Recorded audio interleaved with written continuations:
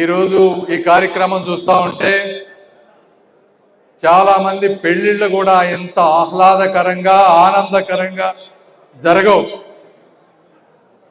ఇంతటి కార్యక్రమం ఒక్కొక్కసారి కొంతమంది చెప్తా ఉన్నారు, కానీ ఎంత పెద్ద పదవి వచ్చినా ఎంత డబ్బు ఉన్నా ఇలాంటి కార్యక్రమం ఈ విధంగా చేసుకోవాలంటే ఎంతో ఇంతకు ముందు కృషి చేస్తే తప్పించి ఇది అందరికీ సాధ్యమయ్యేటువంటి పరిస్థితి కాదు అని నేను తెలియజేస్తా ఉన్నా.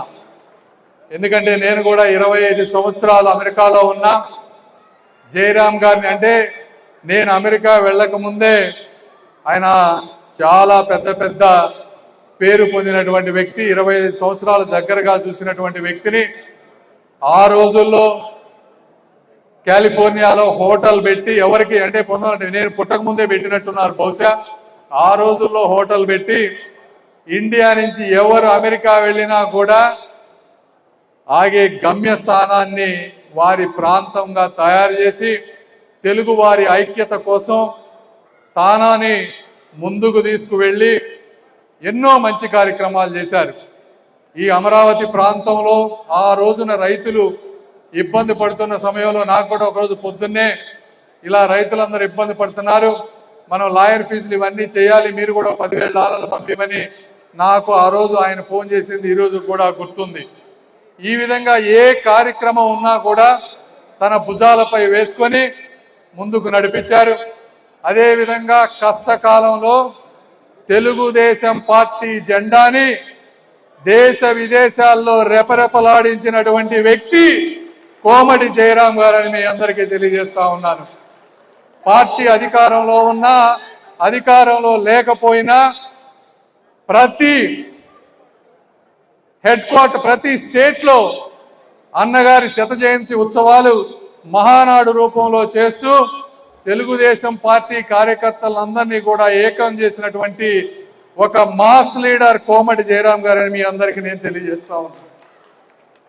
ఈ విధంగా అదేవిధంగా ఈ ఎలక్షన్స్ ఈ సంగ్రామం వచ్చినప్పుడు జయరాం గారు, నేను చంద్రబాబు గారు నాకు కూడా ఒక బాధ్యత అప్పచెప్తే నేను బిజినెస్ లో బాగా బిజీగా ఉండేవాడిని, ఎక్కువ వేరే పట్టించుకునేవాడిని కాదు, నాకు ఎక్కువ మంది తెలిసేవాళ్ళు కాదు.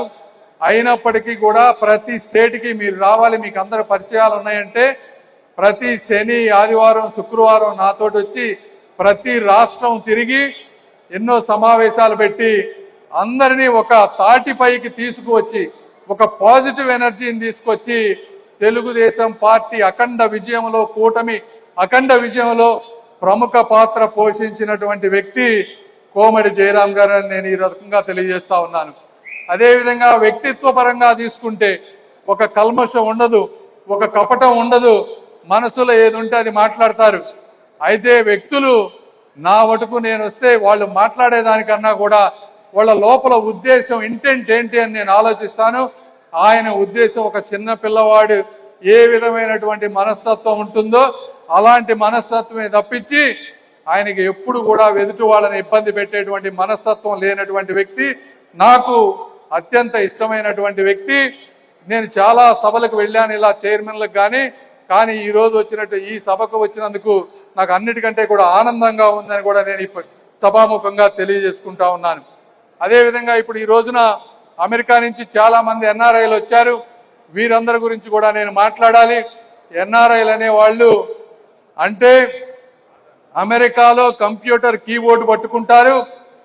నా రాష్ట్రానికి కానీ నా తెలుగు ప్రజలకు కానీ సమస్య ఉంది అంటే జెండా కర్ర కూడా పట్టుకునే వాళ్ళు ఎన్ఆర్ఐలు ఇక్కడ ఉన్నారని నేను మీ అందరికీ నేను తెలియజేస్తా ఉన్నా. అదేవిధంగా అవసరమైతే ఇలా సూట్ వేసుకుంటారు, రాష్ట్రానికి ట్రబుల్ షూటర్స్ లాగా కూడా ఉంటారు మా ఎన్ఆర్ఐ మిత్రులు. వాళ్ళందరికీ కూడా నేను మనస్ఫూర్తిగా ధన్యవాదాలు తెలుపుతా ఉన్నాను. ఈ కార్యక్రమం ద్వారా నేను ఇంకొక విషయం చెప్పాలి. అన్ని పార్టీలకి ఎన్ఆర్ఐలు ఉన్నారు, వేరే పార్టీల్లో ఎన్ఆర్ఐలు ఉన్నారు. వారి భాష వారి భావం ఎలా ఉందో మా ఎన్ఆర్ఐల భాషా భావం ఎలా ఉందో కూడా అందరూ ఒకసారి గుర్తు పెట్టుకోవాలని నేను ఈ సభాముఖంగా తెలియజేస్తా ఉన్నాను. రాష్ట్రం నుంచినటువంటి ఎంతో మంది ఎన్ఆర్ఐలు, ఒక మా గుంటూరు ప్రాంతం నుంచి వెళ్ళినటువంటి డాక్టర్లే 100 కోట్ల రూపాయలుగా పైగా ఖర్చు పెట్టి ఒక అద్భుతమైన హాస్పిటల్ నిర్మించారు. ఇలాంటి ఎన్ఆర్ఐలందరినీ రిప్రజెంట్ చేసే విధంగా వారికి సముచిత గౌరవ స్థానం ఇచ్చినటువంటి గౌరవ ముఖ్యమంత్రి శ్రీ నారా చంద్రబాబు నాయుడు గారికి, అదేవిధంగా లోకేష్ గారికి మనస్ఫూర్తిగా ధన్యవాదాలు తెలుపుకుంటూ మరొక్కసారి